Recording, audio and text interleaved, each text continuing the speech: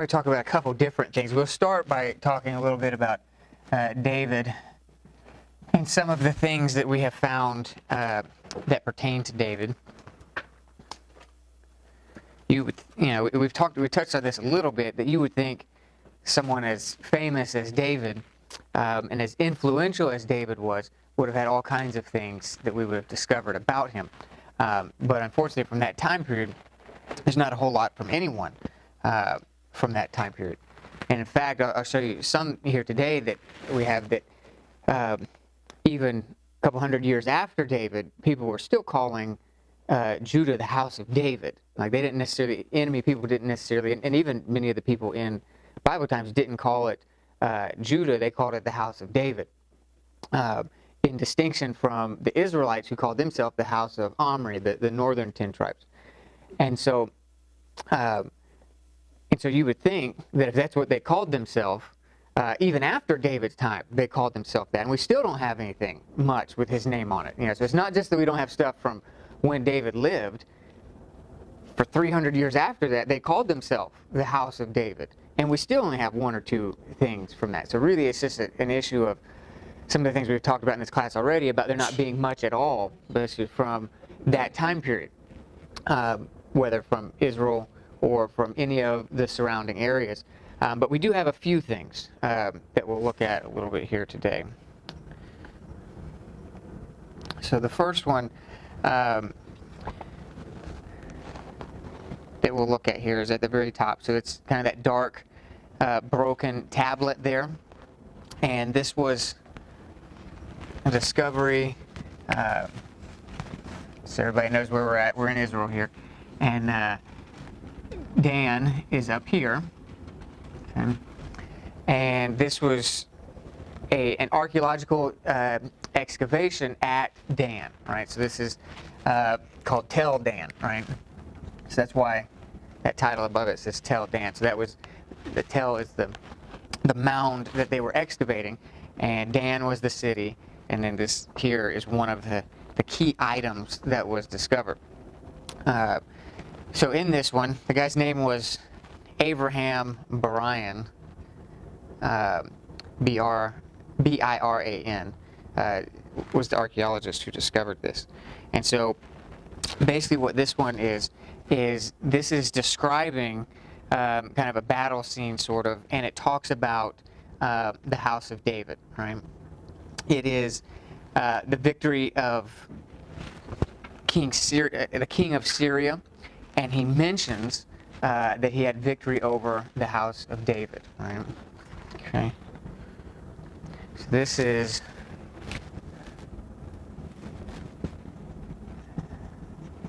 the name of the Syrian king. He was fighting against Jehoram. And so Jehoram is the northern 10 tribes. And Ahaziah is Judah, down below. And so Syria, these two were in unison, right? There were some times that if they had a common enemy that they would come together and fight together. This is one of those occasions, and then they lost, right? So in the defeat, which is what this stone here is describing, is that battle. It mentions the defeat, but instead of calling it Judah or Ahaziah, it says they defeated also the house of David, right? Which is a reference to these guys, right? So this is 150 years after King David, right? So this is close enough that if David was a myth, which obviously we don't believe that he was, but just in terms of proving to other people that if David was a myth, this wouldn't have been nearly enough time to have made it a myth. I mean, these were people that lived, just a couple of generations after the time of David. And so for the nation to be called the house of David that close to the life of David is very strong proof that that David was a real character, which we obviously believe that he was. But in terms of validating that to non-believers, this is a very strong piece, because what they tend to want to say is that David was just a myth that came along later that the Israelites tried to make up to make their nation sound mighty. They say the same thing about Moses, too, that Moses was something they made up so that it sounds like their nation was a nation to be feared, so to speak, to give themselves some credibility. But obviously we don't believe that. But in this Tell Dan thing here, this is within 150 years proof that southern area of Israel was called the house of David, right? So if David didn't exist, nobody would have been calling him the house of David during such close time, right? Okay. Even the enemy. So this isn't even Israel that was doing this. This is the surrounding nations knew this place as the house of David, right? So why would you call somebody the house of David if you knew it was something they had just made up? You know what I'm saying? I mean, it's one thing if the nation itself tried to make up a name. It's something entirely different when the surrounding nations are calling you that, right? Because they would have had no incentive to have made up something for Israel, right? Okay. So that's kind of an interesting one. That's one of the very few that we've found at all anywhere that mentions much about David. And so that is it. Okay. And then this next one down here is called the Misha Stele. This one is also known as the Moabite stone, right? So if you want to turn to 2 Kings chapter 3, I'll show you this real quick. 2 Kings chapter 3. And we'll start in verse 4. Kind of read this little paragraph here. Because this is the Bible's version of this story.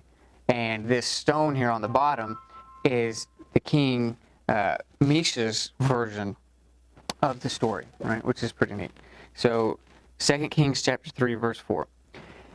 Now Misha, king of Moab, was a sheep breeder, and he had to deliver to the king of Israel 100,000 lambs and the wool of 100,000 rams. So the Moabites are slaves, essentially, not working slaves, but they were under the control of Israel at this time, and so they're having to pay Israel basically like a tax, right? So instead of being gold and silver, it was things that they could use, like food and stuff, but it was still a tax.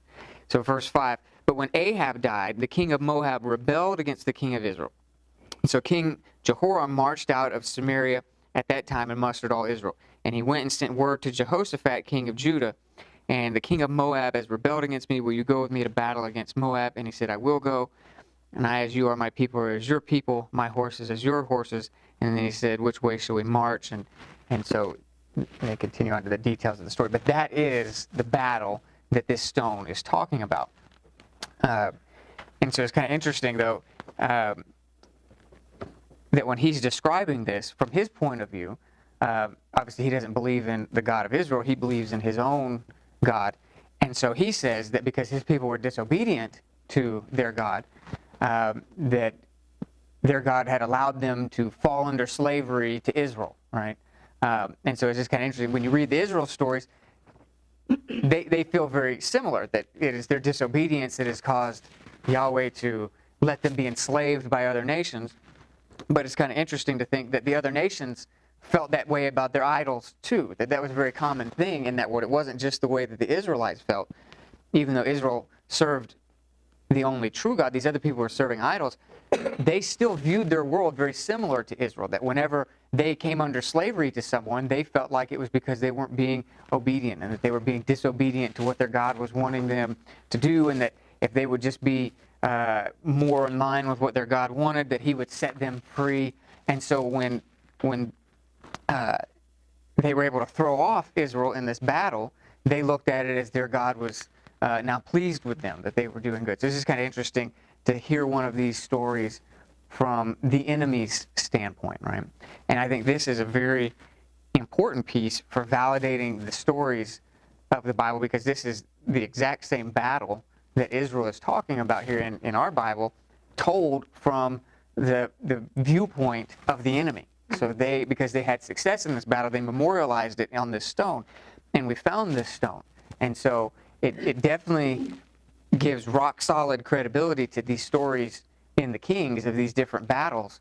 And it is kind of interesting to hear one told from an enemy's perspective. Okay.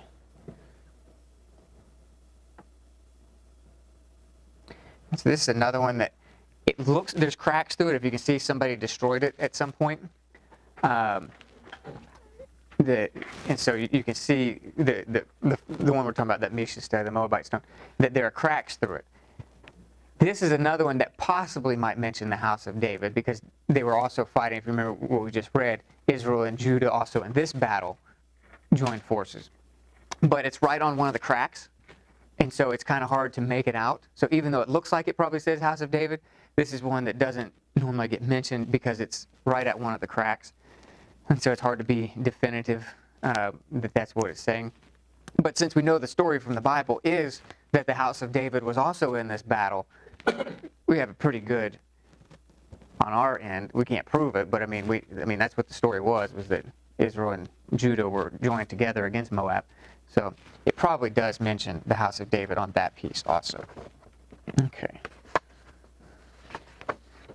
Now, this other one back here, if you flip the page here, we'll look at this one. It's called the house of the Lord Ostrakhan, right? So, anybody remember what Ostrakhan means? Ostrakhan, which is something we talked about in week 1's class. That was one of your vocabulary words. And Ostrakhan is almost like a scratch pad in the ancient world. So because paper and writing things were a little harder to come by, they would often just take a used pot, because those were much easier to come by, that they didn't need anymore, and just break it into pieces. And then they'd have 10 to 15 clay pieces that they could then write notes on and write messages to. And so that was a very common way of writing in that time period. Looks a little messy to us because when you break it, it's all kinds of jagged edges and stuff like that. We're used to paper that's nice and clean cut and everything like that. But in that world, this was a good use of these old pots that they couldn't use anymore. They would break them and use them for writing. And so this is an old piece. It's going to be somewhere between 600 and 800 BC.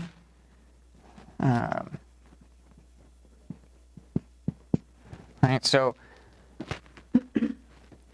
what happens here after 600 that was devastating to Israel, to Judah, the southern tribe? Wipe them off the map for the most part for a while. The destruction of the temple.